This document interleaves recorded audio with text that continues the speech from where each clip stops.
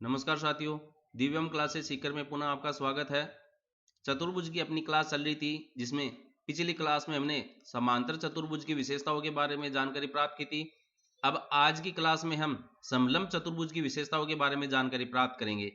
तो देखिए, समलंब चतुर्भुज जिसको इंग्लिश में ट्रेपीजियम कहते हैं, क्या होता है?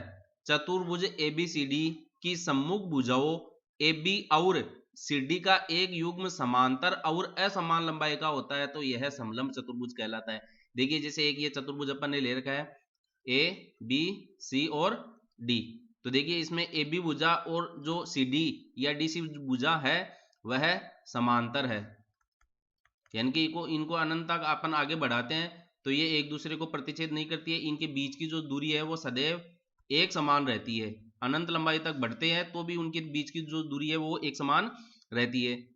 तो दो भुजाएं तो क्या है, समांतर है, लेकिन इसके साथ ही क्या है, असमान लंबाई की है, यानी कि ये समान लंबाई की नहीं है। समान लंबाई की होने का मतलब तो क्या हो गया कि इधर से इसको इधर जैसे नीचे बढ़ाए अपन यहाँ पर ऐसे, तो समान लंबाई की जब ये AB भुजा यहां जैसे मैं E और F नाम दे दूं, EF के बराबर हो तो ये समान लंबाई की होती है। लेकिन अभी वो E और F कोई है ही नहीं, केवल इतना सा ही है, तो ये असमान लंबाई की दो समांतर भुजाएं हैं।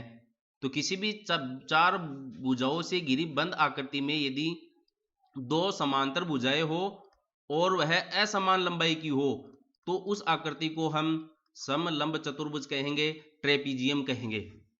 अब देखिए, जो समलंब चतुर्भुज है वह हमें किस किस रूप में देखने को मिल सकता है, इसके ऊपर अपन डिस्कस करते हैं। एक तो आकृति जैसे मैंने यहाँ पर बनाई रखी है, इसकी आप उल्टी भी बना सकते हो, जैसे ये इसकी उल्टी शेप होगी। ये जो बड़ी भुजा है इसको हमने आधार में ले लिया और छोटी भुजा ऊपर होगी, तो दोनों की लंबाई क्या है, असमान है, लेकिन ये दोनों भुजाएं जो है वो क्या है, समांतर है। तो इसमें AD भुजा BC के समांतर है और ये दो भुजाएं तिरछी लगी हुई है। अब इसमें देखो, देखने से हमें अंदाजा लग रहा है कि जो कोण B और कोण जो C है वो न्यून कोण है। कोण B और C दोनों न्यून कोण है। और एक दूसरा समलंब चतुर्भुज आपको इस रूप में देखने को मिल सकता है। एक कोण आपका समकोण हो गया, यानी कि 90 डिग्री का हो गया। एक कोण आपका यहां पर देखिए ये न्यून कोण है, लेकिन हमने कोणों के बारे में तो परिभाषा इसकी पढ़ी नहीं है। हमने ये पढ़ा है कि इसकी कोई दो भुजाएं हैं वह समांतर होती है और असमान लंबाई की होती है। तो यहां से जैसे मैं ABCD नाम इसको ऐसे दूं तो ये AD भुजा जो है वह BC भुजा के समांतर है। दूसरी बात, असमान लंबाई की भी है, AD भुजा छोटी है और BC भुजा बड़ी है, केवल इतना सा अपने को याद रखना है। अब इसके अलावा देखो, इसके फिर भी कितने रूप हो गए, 1 नंबर का रूप, 2 नंबर का और ये तीसरे नंबर का।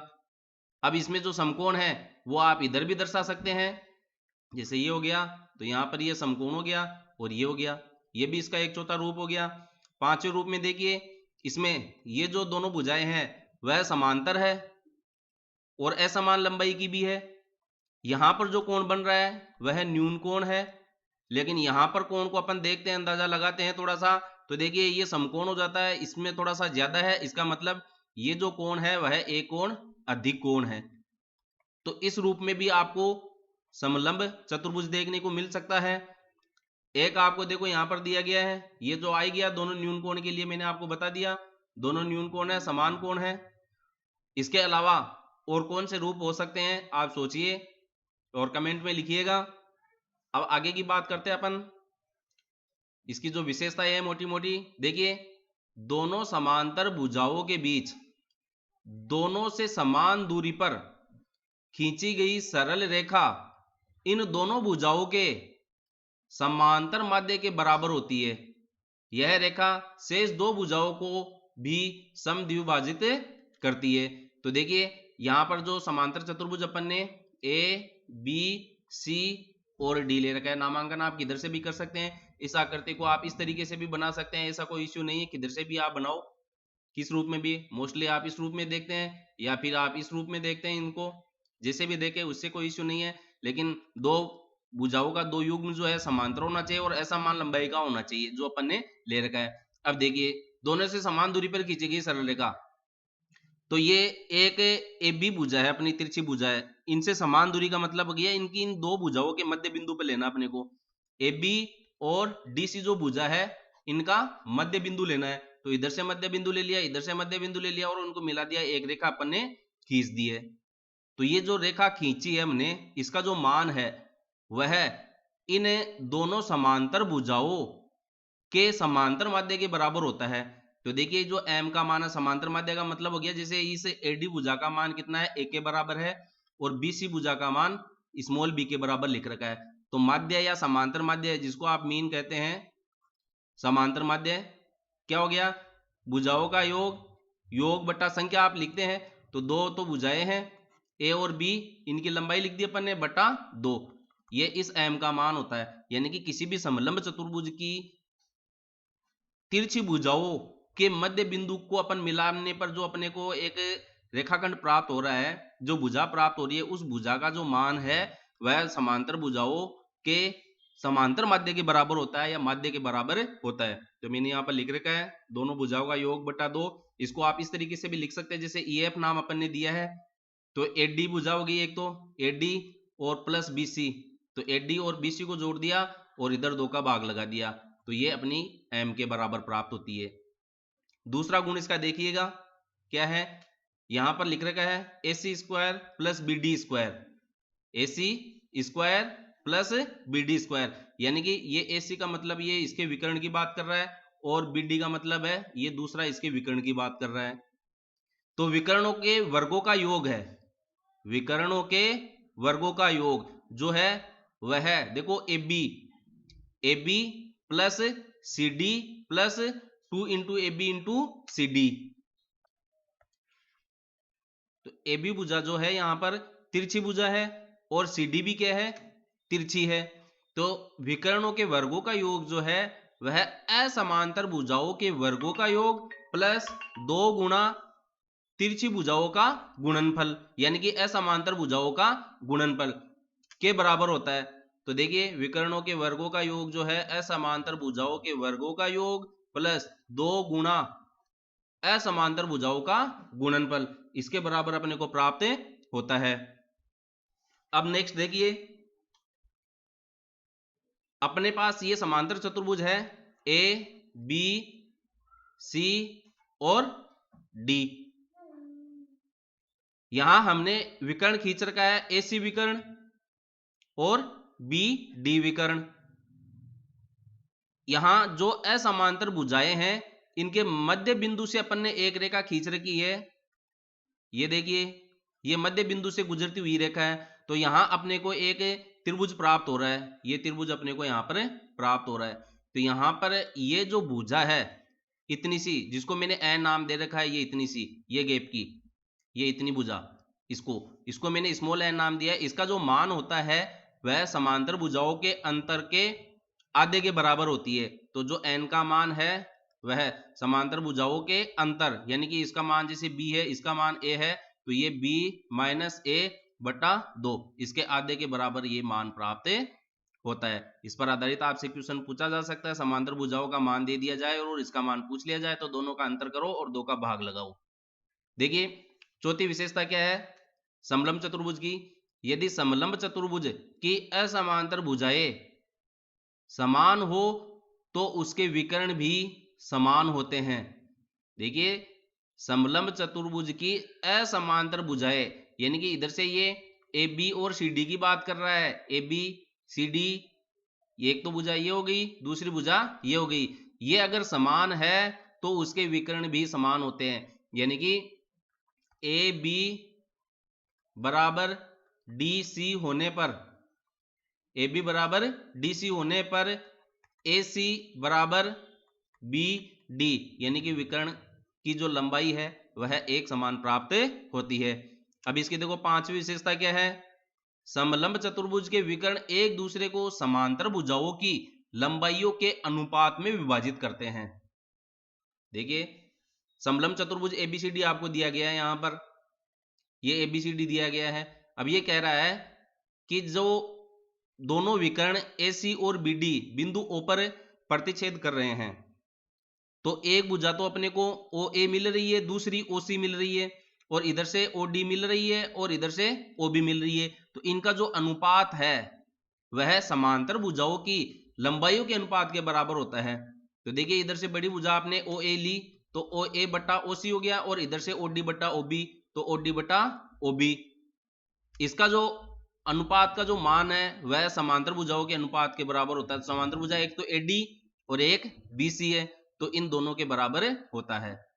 अब इनमें से क्या है, आपको क्वेश्चन पूछा जा सकता है, जैसे ये विकर्णों के जो 4 भाग मिल गए अपने को, OA, OC, OB और OD, इनमें से 3 का नाप दे दे आपको, ठीक है, और एक भुजा का नाप नहीं दे, तो आपको किस प्रकार से ज्ञात करना है, इनको अनुपात के रूप में लिखना है। OA बटा OC बराबर OD बटा, और ये अक्स ज्ञात करना है। तो ये 3 मान आपको दिए हुए रहते हैं, तो अक्स का मान ज्ञात करने के लिए इनको वज्र गुणा करो और इधर से इसका भाग लगा दो और आप मान ज्ञात करें। याद रखना है, बहुत ही अच्छा सवाल, इस पर आपके पुटअप हो सकता है। नंबर 6, समलंब चतुर्भुज में समांतर रेखाओं के समांतर कोई तीसरी रेखा असमांतर रेखाओं को समान अनुपात में विभक्त करती है। तो देखिए ये AD और BC जो समांतर रेखा है, इसी के समांतर अगर इस समलंब चतुर्भुज में अपन कोई तीसरी रेखा खींच दे, जो कि अपन ने EF के रूप में यहाँ पर खींच रखी है, ये EF के रूप में अपन ने समांतर रेखा खींच रखी है, तो होता क्या है कि जहां पर भी ये रेखा काटेगी, जैसे आप यहां पर बनाओ समांतर इसके या यहां पर, जहां पर भी बनाओ वहां पर ये जैसे 2 भाग प्राप्त होगी इसके, एक तो AE और दूसरा EB, तो ये जो है DF बटा FC के बराबर होता है, यानी कि इसके साथ अनुपात जो है वह इसके अनुपात के बराबर होता है।